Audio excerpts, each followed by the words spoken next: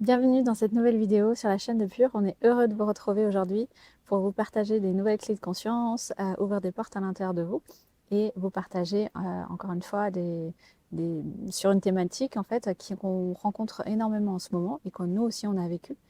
C'est tout ce qui concerne les blocages qu'on peut vivre sur le chemin d'éveil spirituel et qui bloquent notre vie matière et du coup qui nous empêchent d'avancer vers là où on veut aller. Alors avant de commencer cette vidéo, je t'invite à liker et à partager la vidéo si elle t'a plu, bien sûr. Et puis à t'abonner aussi à la chaîne, très important pour nous soutenir et puis aussi pour l'algorithme. Donc aujourd'hui, on souhaitait vraiment te partager ce sujet parce que on s'est rendu compte, par le fait qu'on emprunte aussi ce chemin depuis plusieurs années maintenant, que eh bien, parfois on fait beaucoup de travail sur nous et à un moment donné, on a l'impression que les choses stagnent, c'est-à-dire que voilà, on continue à accumuler de la connaissance, on lit des livres, on fait beaucoup de formations, et puis on s'aperçoit à un moment donné qu'on fait beaucoup de choses et on a peu de résultats en fait, et notre vie stagne un petit peu. Donc c'est un petit peu ce sujet-là qu'on va vous partager, et peut-être qu'il y a des choses qui vont résonner à l'intérieur de vous, peut-être que ça va vous challenger aussi, c'est possible.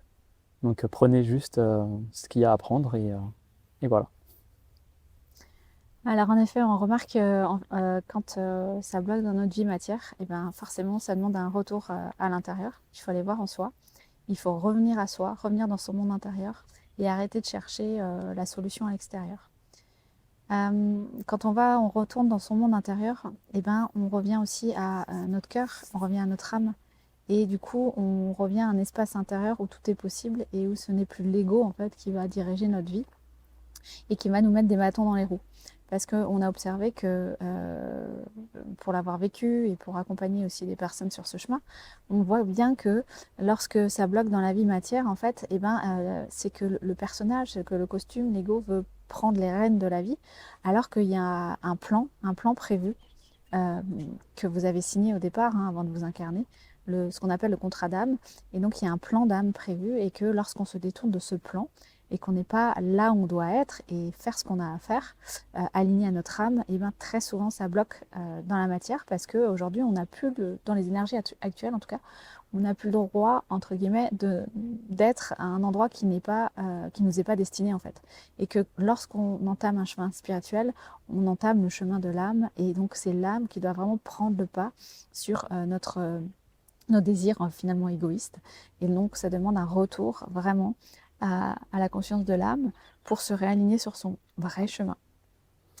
Il y a beaucoup de personnes qui pensent qu'elles sont vraiment investies et engagées sur ce chemin parce que justement on se connecte à des choses en lien avec la spiritualité, on entre dans des mouvements, on entre dans des, voilà, dans des cercles, on pratique beaucoup de choses, on est relié en fait à beaucoup de choses qui est de l'ordre du subtil, mais pour autant on ne le vit pas vraiment. En fait, il y a beaucoup de choses on a l'impression qu'on le vit, qu'on l'incarne et toutes ces choses, mais en fait on a beau faire beaucoup de choses et au final on se rend compte à un moment donné que on n'a pas vraiment avancé sur la connaissance de nous-mêmes. On fait, on fait beaucoup de choses pour l'extérieur, on fait beaucoup de choses pour, voilà, pour accumuler la connaissance, pour devenir compétent dans un domaine, pour avoir une expertise, toutes ces choses-là. Ça reste encore sur le plan humain, ça vient nourrir l'ego, le mental, la personnalité. Il n'y a pas de mal à ça. Sauf que quand on est engagé sur un chemin de l'âme, la priorité, c'est déjà en fait de créer les fondations à l'intérieur de soi, c'est de revenir vraiment dans les bases, dans l'essentiel. C'est-à-dire que avant de vouloir rentrer en communication, en connexion avec des mondes subtils, avec des mondes supérieurs, il faut déjà avoir une pleine maîtrise de sa vie matière. Et la pleine maîtrise de sa vie matière, ça commence par accepter ce qu'est la vie et ce qu'elle nous propose. C'est-à-dire euh, savoir goûter la vie, savoir marcher sur la terre, savoir mettre en place des actions, savoir agir, savoir penser, savoir ressentir déjà, avoir une pleine maîtrise en fait de ses sens aussi, ne pas partir dans tous les sens et revenir à l'essentiel. C'est fondamental si on veut ensuite s'élever. Et ce qui se passe souvent quand on est sur un chemin spirituel, on veut atteindre un certain niveau, mais c'est pas conscientisé, c'est pas Mm. forcément mis en lumière, mais souvent la cause profonde, c'est vraiment de sortir d'un monde, c'est de se libérer, c'est de vraiment se détacher de certaines choses, de la maladie, des problèmes, etc. Donc on va en fait utiliser ces mondes de magie, ces mondes énergétiques, ces mondes subtils pour une cause qui est d'améliorer en fait sa vie humaine. Et c'est pas la bonne, c'est pas du tout la bonne orientation en fait. C'est pas du tout ce qui va nous permettre de vraiment le vivre. On a besoin déjà d'être serein, d'être posé, d'être comme un pilier en fait dans la matière avant de vouloir connecter avec des mondes supérieurs. On devrait tous l'être, c'est-à-dire que normalement on devrait dans la vie nous initier à des choses simples comme comment bien se tenir, comment bien se comporter, comment bien respecter le vivant, comment se respecter soi-même, se respecter dans la collectivité avec les autres. C'est des choses qui sont fondamentales. Et quand souvent on regarde en fait les personnes qui sont dans la spiritualité, qui sont sur un chemin d'éveil, il y a ces fondations qui ne sont pas posées.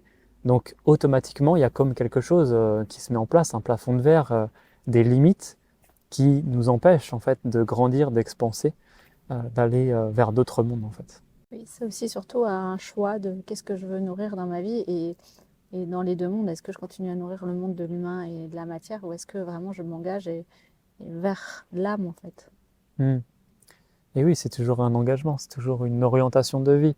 Cette orientation, elle ne peut pas être dans les deux sens. Elle est forcément soit je suis prêt à offrir ma vie et à aller plus loin que ma personnalité pour offrir justement ma vie à un monde supérieur. Donc ça veut dire je suis engagé envers mon âme et je la mets en priorité. C'est-à-dire quelque part que mon travail, ma famille, mes enfants, tout ça en fait, c'est juste des conditions pour que l'âme puisse se développer, puisse expérimenter ce qu'elle a à vivre. Mais ça ne doit pas être des buts, en fait. Tout ça, c'est des choses qui sont dans un contexte humain qui n'est pas à négliger. Mais souvent, en fait, ce qu'on voit, c'est que l'énergie est beaucoup orientée sur la vie matière, sur la vie matérielle, sur nos conditions humaines. Et du coup, ça nous détourne de la vraie mission qui est de revenir vers l'intérieur. En fait, cette énergie, on l'a pas, elle n'est pas disponible en illimité quelque part. Soit on la met à l'extérieur, soit on la met à l'intérieur de nous. Et ce qui nous est demandé, c'est vraiment de nous engager sur ce chemin d'âme en mettant l'énergie à l'intérieur de nous. Et ensuite, à l'extérieur, tout ça, tout ce qu'on vit, tout ce qu'on accueille en fait dans notre vie, tout ce qu'on reçoit, c'est simplement une émanation de ce qui vit à l'intérieur de nous. D'abord, on se prépare à l'intérieur de nous. Et quand on est dans cette sérénité, dans cette paix, quand on ressent cet amour infini pour le divin, etc., automatiquement, il y a les choses qui se mettent en place à l'extérieur et il n'y a rien besoin de faire. Par contre, si on essaye de changer la forme avec notre humain, avec notre personnalité, bah, on va mettre des résistances qui sont non naturelles quelque part parce que la vie n'est pas comme ça. La vie, c'est tout un processus en fait qui se passe dans l'intérieur. D'abord, on est cette étape de graine et ensuite cette graine émerge. Et c'est ça en fait qu'on n'a pas bien fait quelque part. En tout cas, c'est vraiment le point commun qu'on voit avec toutes ces âmes qu'on accompagne, c'est que elles sont un petit peu allées trop vite, elles ont comme brûlé les étapes et elles n'ont pas vécu le processus, euh, elles n'ont pas elles n'ont pas posé les fondations en fait à l'intérieur d'elles pour pouvoir s'élever. Parce que quand on a des aspirations pour la lumière, il faut comprendre que là, on a une grande vision, on a un grand potentiel en fait, quelque chose qui est assez éloigné de la vie humaine quelque part.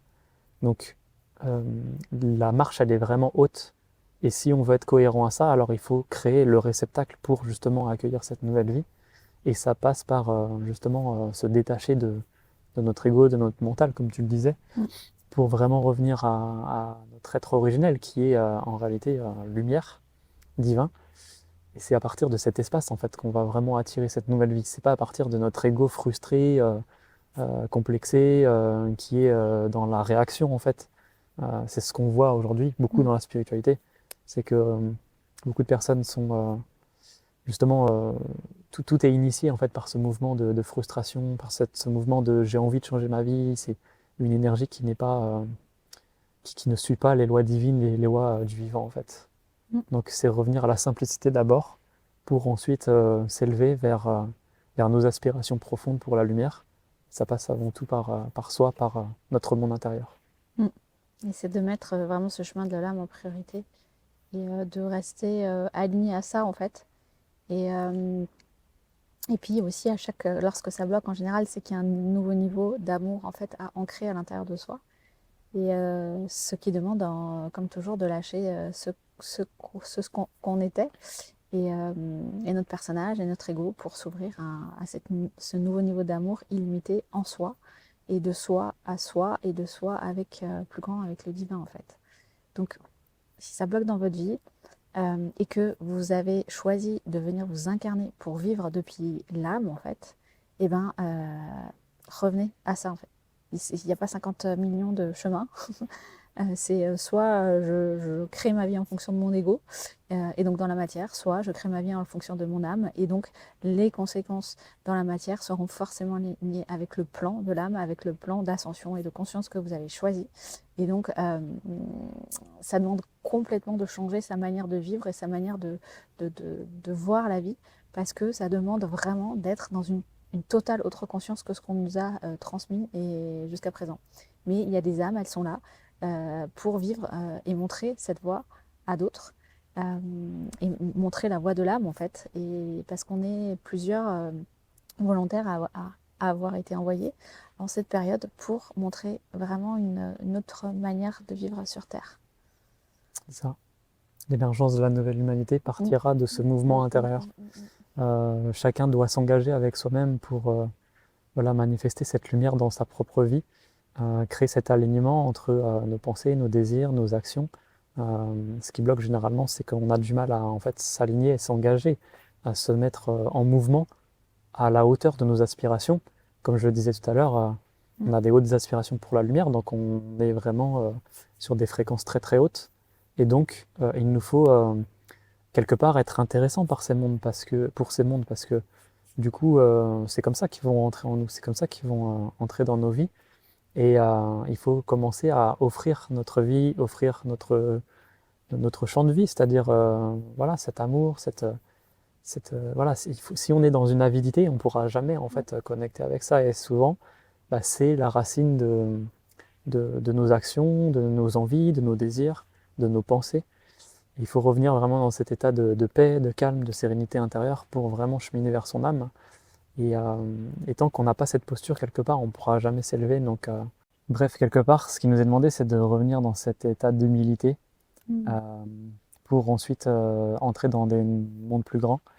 Et ça passe par soi, évidemment. Donc, être initié, être des apprentis de la vie, cheminer sur ce chemin, ça nécessite d'être vraiment entouré, d'être accompagné, de ne pas rester seul sur ce chemin parce qu'on n'a pas forcément la bonne nourriture dans notre quotidien.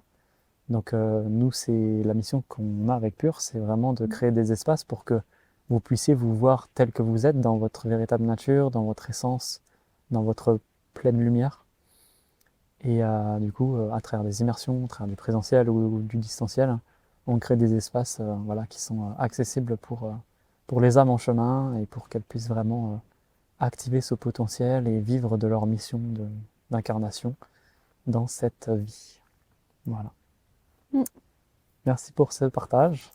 Merci de votre écoute. N'hésitez pas, si vous avez des questions en commentaire, on y répondra avec grand plaisir. Et puis, n'hésitez pas à partager cette vidéo si ça vous a plu. À bientôt. À bientôt.